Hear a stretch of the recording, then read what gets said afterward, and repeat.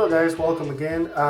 This is our third update on the Airfix Seafire 148 scale, and yeah, she's all painted. I know some of you wanted to see her all painted, and I gotta tell you, I had fun with this scheme, especially with pre-shading and post-shading. Now, since the last update, I believe you just seen the model primed. Okay, so what I did after that was I pre-shaded the whole thing. Now, when you pre-shade, what you do is you highlight all the panel lines, and pre-shading it's used to replicate the dirt, pretty much when when it collects on the panel lines on the aircraft. That's the whole purpose of pre-shading. So I gotta be honest with you, I'm not a good pre-shader.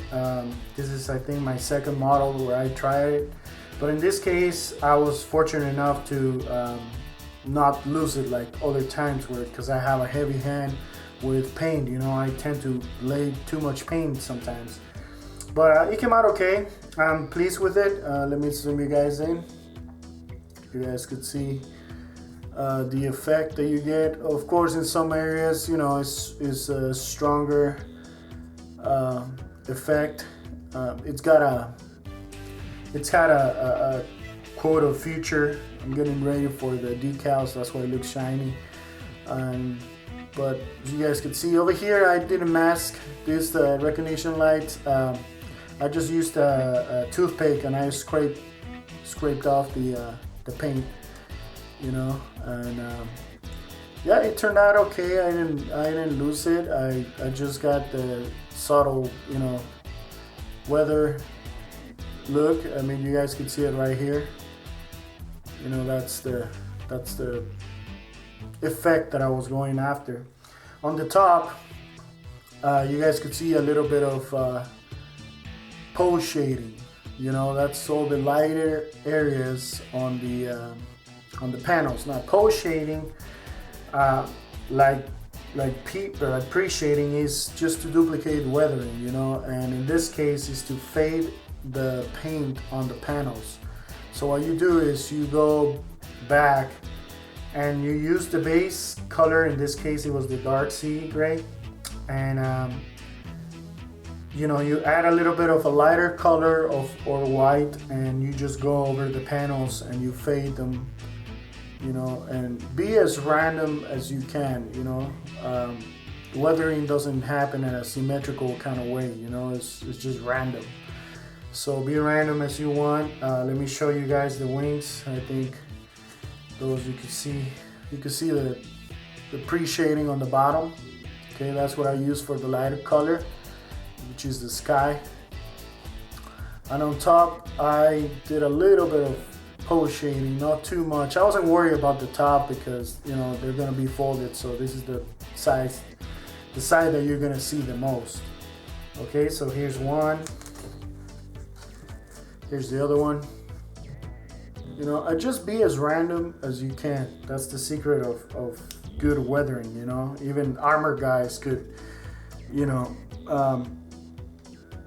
testify to that theory. The more random, the more messy, the better. There's the canopy. Okay, this is the open canopy, and this is the closed canopy. They both came out okay. Let's see what else. Then I have bits and pieces that I'm ready to weather and paint. Let me get some out. Okay, we have the rockets all painted up. Olive drab on the tips, and what is it? Ghost Grade, I think it's on the body. And I want to thank Freddie for helping me with that. And I was trying to figure out the colors, and he just sent me a picture of his model. The exhaust, they've had a rust color. I just have to weather them.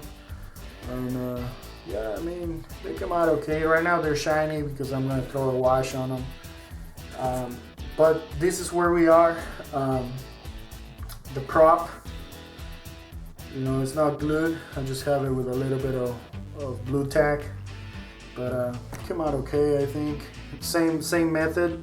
I went with the dark nose, so thank you very much, guys, for you guys' suggestions. You know, I think it looks way better with the dark nose, and the yellow nose was, I don't know. I mean, it looked okay, but it blends in with the body a lot more, you know. So this is where we are.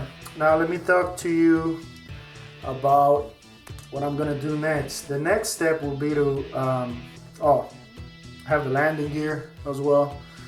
I'll put it together. That's good English, Louis. I'll put together, you know, the fuel tanks and all this stuff. Just bits and pieces. That's gonna be the very, very last step. The next step will be to decal. Okay, now let me talk to you about the decals. Great decals. They're made by Cartograph, and Cartograph is well known for having good register. When we say register, it's all the stencils, you're able to read them.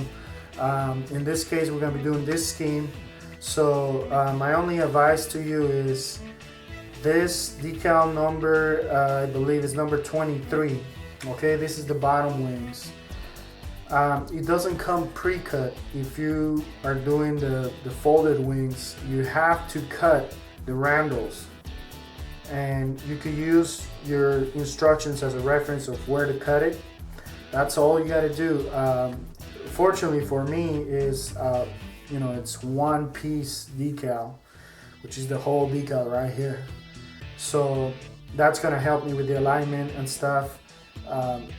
I will say 80% of these randles is gonna go on the wingtip, you know, on the wingtip. So you just gotta. That's the only thing that I wonder why it didn't give you that option of having pre-cut decals. But you know, it's an easy job. I think that's why they didn't do it. But it's an easy job. It's not that hard to do. All you need is a brand new knife and a ruler or something straight. And yeah, you're set to go. So that's the next step. Then after that, we're gonna apply a wash. I'm probably gonna be using let me see, the black wash from Flooring Models. And if you're interested to know, these are the paints that I use. XF21 from Tamiya, that's the sky. And Model Air, this is called the Extra Dark Sea Gray from Model Air. These paints are awesome, by the way. You know, you don't have to clean them, they just straight shoot out of your airbrush. And after the decaling, after the wash, we might throw a flat coat on it and do a little bit of chipping. You know, I want to kind of like duplicate what's on the box art. I want to weather aircraft, but not too weather, just an aircraft that it's been in service for quite a while. So hope you guys found this entertaining, inspiring. Let me know what you think. Any constructive criticism is always welcome. Any comments, you know, just put them down below. And my name is Louis, and I'll catch you guys on my next